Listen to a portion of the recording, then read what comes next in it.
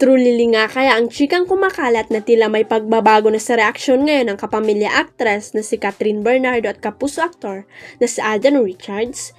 Sa isa sa mga recent episode ng Showbiz Now na ay natalakay na Christy Fermin at mga host na sina Romel Chica at Wendell Alvarez ay napag-usapan nila ang dalawa.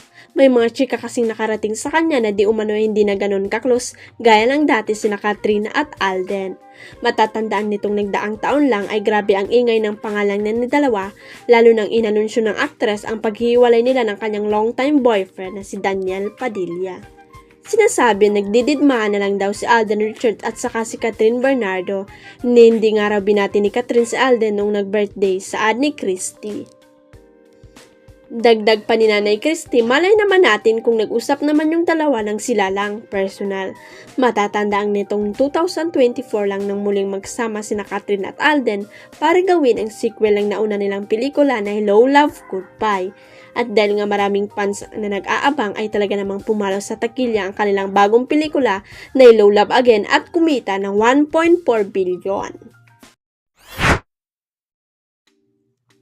Naloka ang kapamilya actress na si Andrea Brillantes sa iniabot sa kanya ng isang lalaking fan habang nakasakay siya sa isang float.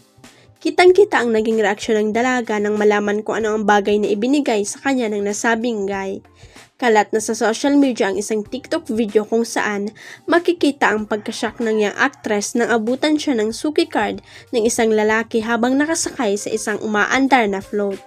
The one who gave you the sugo card, hahaha, ang nakalagay sa caption ng nagbahagi ng naturang TikTok video.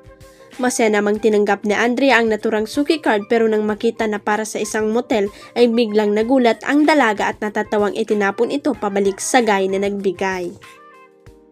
Super love naman ang mga nakapanood sa nakakalokang video ni Andrea. Hahaha, natuwa rin siya eh. Chill siya, tawa lang. Haha, loko to, Sogo card. Napasearch tuloy ako ng Sogo card. Haha, yung reaction mo nag-abot. Cute ng reaction ni Andrea. Haha, sure kami hindi pa siya nakakapasok doon.